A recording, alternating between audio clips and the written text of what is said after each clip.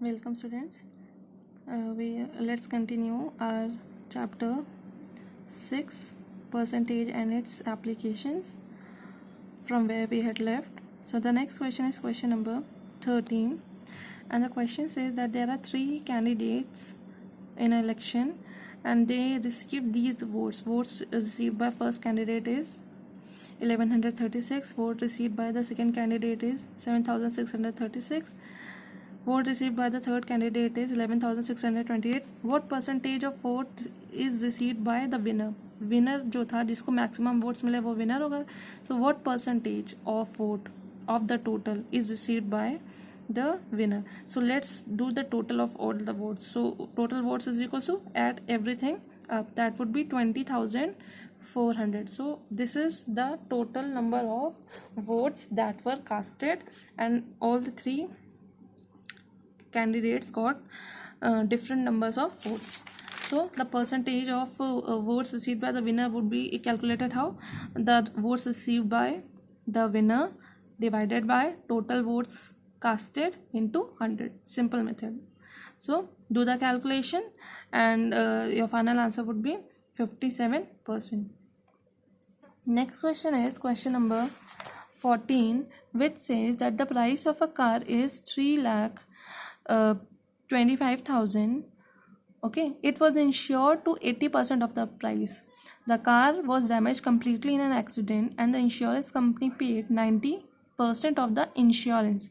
What was the difference between the price of the car and the amount received? What is the question saying? That there is a car जिसका price है 3,25,000. इस car का insurance किया गया और insurance company ने क्या कहा कि जब इसका कोई एक्सीडेंट होगा तो हम 80% ऑफ द अमाउंट रिटर्न करेंगे, या मैक्सिमम जो रिटर्निंग्स मिल सकती हैं वो 80% ऑफ द प्राइस है. ठीक है, मगर the car met with an accident. So after this the amount which he received was only 90% of the insurance. मतलब कि अगर सपोज 100 रुपीज़ की कार है तो इंश्योरेंस ने बोला I would provide you 80 rupees. अगर कोई इस कार का कोई एक्सीडेंट हो गया तो 80 रुपीज़ हम इंश्योरेंस में दे देंगे, रिटर्न कर देंगे. मगर जब इंश्योरेंस का अमाउंट आया तो वो कितना था? 80 रुपीज़ का 90%. ठीक है, 80 रुपीज़ का 90% जो भी निकलेगा वो होगा amount which is 72 rupees. That person receive this amount. So they are asking you the difference between the amount, the actual price of the car and the amount which he received. ये difference पूछ रहे हैं. फिर से explain कर दे रहे हैं. ये कार की ये प्राइस है, उसने इंश्योरेंस करवाया. इंश्योरेंस कंपनी ने कहा कि if the car meets an accident they will return 80% of the price. After the accident they return 90% of the insurance. ठीक है, प्राइस का 90% नहीं दिया, जितना उन्होंने प्रॉमिस किया था उसका भी वो 90% उसको देते हैं. So what is the difference between the car and the amount received? So पहले तो हम ये निकाल लेते हैं कि कितना प्रॉमिस किया था कि कार इंश्योरेंस जो भी कर रहे हैं उन्होंने कितना प्रॉमिस किया था टू पे.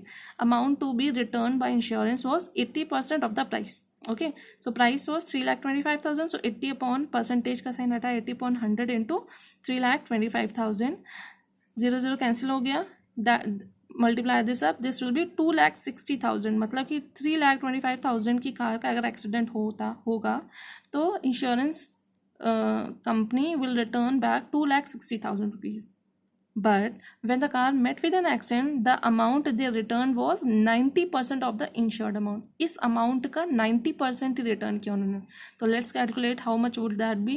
90% परसेंटेज का साइन आता है तो 90 upon 100 into amount of insurance या insurance amount which is 2,60,000.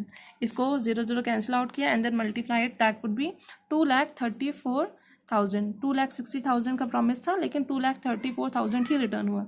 So what is the difference between the price of car and the amount received? 3,25,000 minus 2,34,000 which is 91,000 rupees. So the difference is 91,000 rupees. Moving to the next question, 15th question is that there is a student who has obtained 33% marks of the total marks to pass.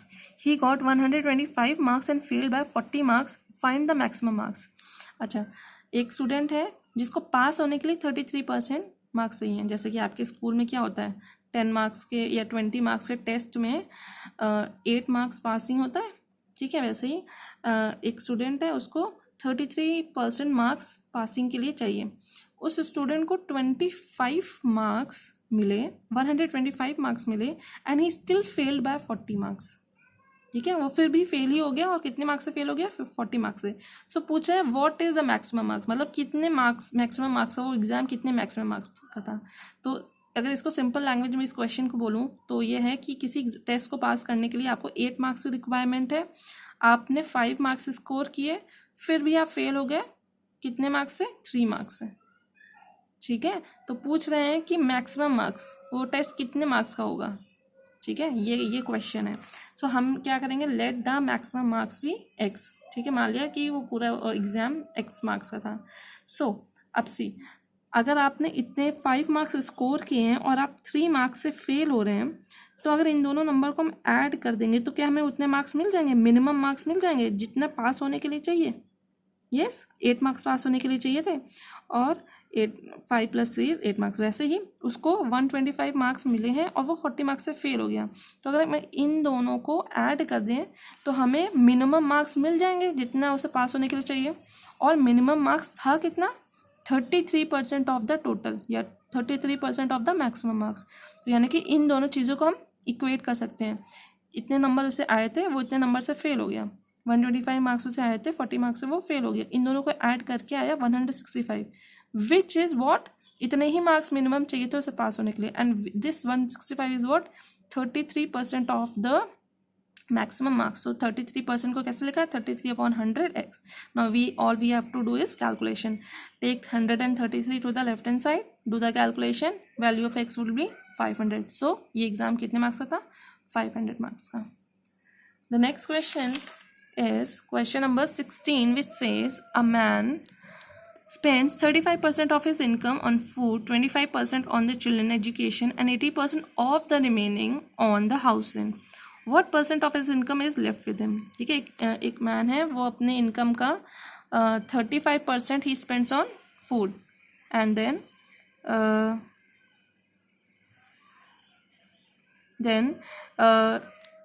he spends 25% on education, और बाकी income he spends on house rent is 80% of the remaining. मतलब कि इतना तो वो खर्च करता है, उसके बाद जो बच रहा है उसका 80%, ठीक है। ऐसे नहीं कर सकते कि 35 + 20 + 80 ऐड कर दिया, नहीं, 100 से बड़ा हो जाएगा ये तो, ठीक है। तो क्या करना है, पहले इन्होंने दिया है कि वो फूड पे कितना इन्वेस्ट करता है, 35%, एजुकेशन पे 25%, और इतना इन्वेस्ट करने के बाद उसके पास जो पैसे बच रहे हैं, उस बचे हुए पैसे से वो 80% हाउस रेंट देता है।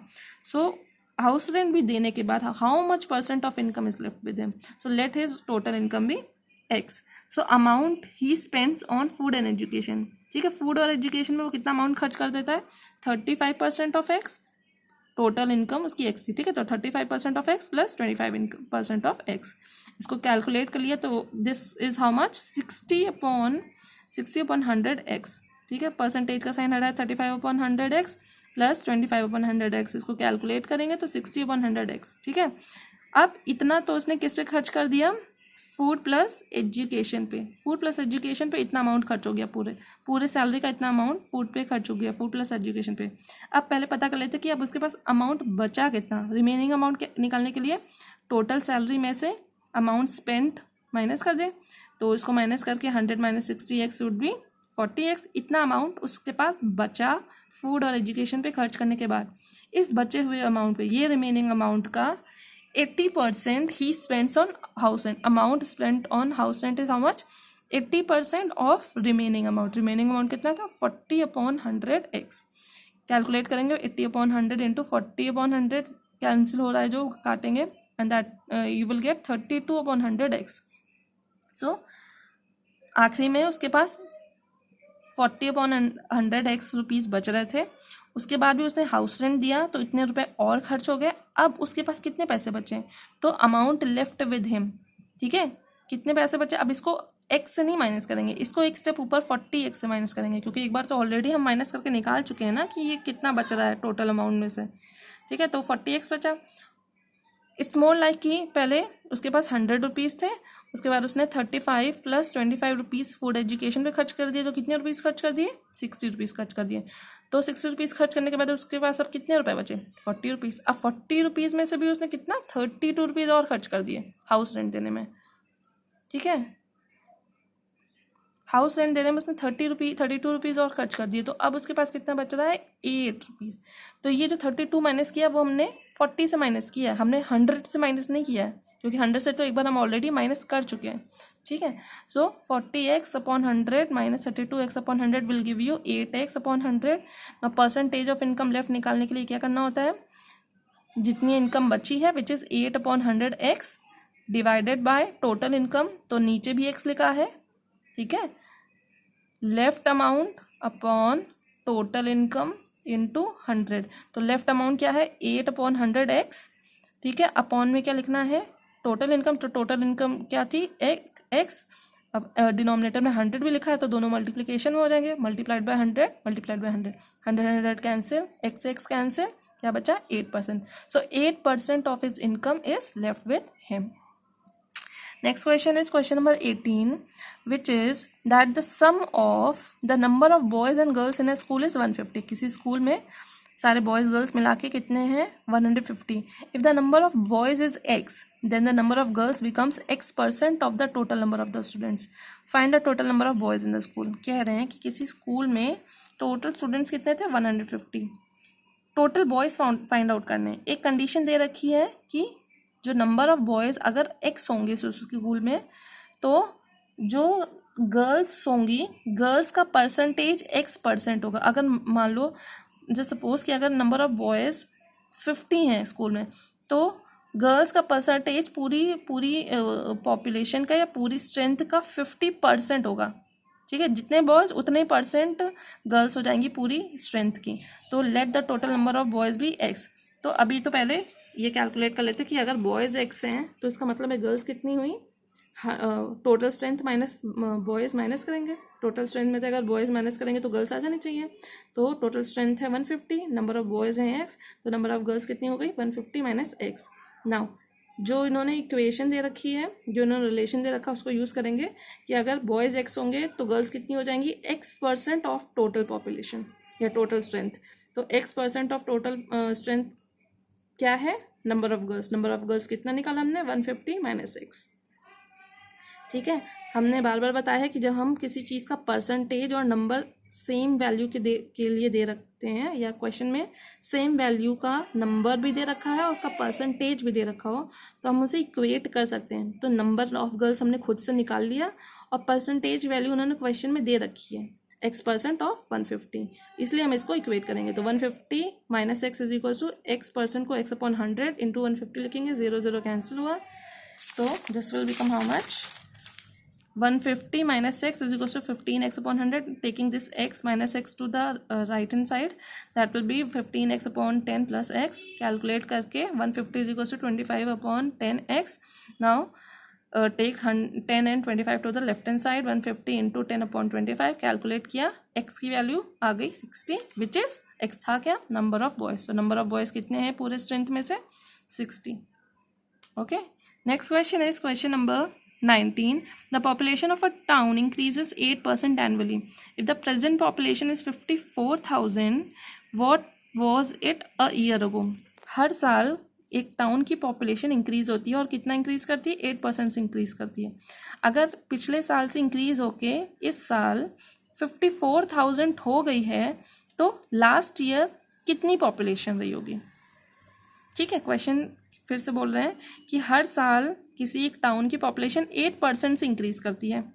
अगर इस साल की पॉपुलेशन 54,000 है, जो कि 8% से इंक्रीज करने के बाद बनी है, तो लास्ट ईयर कितनी रही होगी? मतलब कि इस साल अगर 54,000 है तो लास्ट ईयर 54,000 से कम ही रही होगी, तभी तो इंक्रीज हुई है। ठीक है, तो let population of population a year ago be x। एक साल पहले माना कि x पॉपुलेशन थी, तो जो लास्ट ईयर की पॉपुलेशन थी उसी में तो 8% का इंक्रीमेंट हुआ।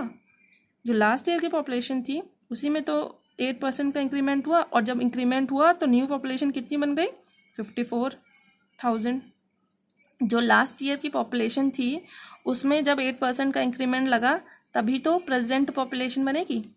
तो लास्ट ईयर की पॉपुलेशन को हमने x सेलेक्ट कर लिया, तो x प्लस लास्ट ईयर का 8 की पॉपुलेशन का 8% निकालेंगे, तो 8% ऑफ x, और इन दोनों को ऐड करेंगे क्योंकि इंक्रीमेंट हो रहा है तो ऐड करना पड़ेगा। अगर डिक्रीज हो रही होती तो माइनस करते हैं, ठीक है। इंक्रीमेंट हो रहा है तो इनको बीच में प्लस करेंगे, और ये दोनों चीज़ें मिलकर क्या बनाएंगी, प्रेजेंट पॉपुलेशन। और प्रेजेंट पॉपुलेशन दे कितनी रखी थी, 54,000। Now just calculated, x plus 8% का साइन हटाए तो 8/100x इज इक्वल टू 54,000। इसको एलसीएम लेके कैलकुलेट करेंगे तो this will become 108x upon 100 is equal to 54,000। Leave x to the left hand side and take everything else to the right hand side and calculated, you will get value of x as 50,000। यानी कि last year की population 50,000 थी, और जब उसमें 8% का increment हुआ तो 50,000 से 54,000 हो गई। Okay, your last question for this exercise is an alloy contains 40% copper, 32% nickel and rest is zinc. Find the mass of zinc in 1 kg of alloy. एक alloy है, alloy is क्या, alloy is a combination of different metals. So उसमें zinc कितना है, sorry copper कितना है 40%, निकल है 32% और जिंक हमें पता करना है। तो जिंक का परसेंटेज पहले हम कैलकुलेट कर लेते। अगर पूरा अलॉय कितना होगा 100%, ठीक है। उसमें से थोड़ा सा कॉपर है तो कॉपर इज 40% और थोड़ा सा निकल है विच इज 32%। तो पहले हम ये पता कर लेते हैं कि परसेंटेज वाइज अलॉय में जिंक कितना है। सो परसेंटेज वाइज निकालने के लिए हम 100 से माइनस करेंगे। वाई 100, बिकॉज परसेंटेज हमेशा 100 में से कैलकुलेट होता है। तो 100 माइनस 40 प्लस 32, 40 प्लस 32 इज 72, तो 100 माइनस 72 इज 28%। यानी कि पूरे अलॉय में जिंक है कितना, 28% जिंक है। नाउ अब हमें इसको जो परसेंटेज में दिया हुआ उसी को मास में निकालना है, ठीक है। तो वे mass of zinc in 1 kg is, 1 kg में कितना होना चाहिए जिंक, 28% ऑफ 1 kg। पूरे अलॉय में 28% ही तो जिंक है, तो क्वांटिटी ऑफ अलॉय कितना भी हो उसका 28% ही रहेगा। जिंक तो 28% रहेगा। क्वांटिटी कितनी है अलॉय की 1 kg, तो 28% ऑफ 1 kg। अब 1 kg में कितने ग्राम होता है, 1 kg इज इक्वल टू 1000 ग्राम, तो kg की जगह 1000 ग्राम लिखेंगे। 28% से साइन हटाया तो 28/100 इंटू 1000 ग्राम, 0 कैंसिल आउट हो गया, this will be 280 gram. So mass of zinc in alloy would be 280 grams. That would be all for this exercise. If there is any doubt, you can always ask. Thank you.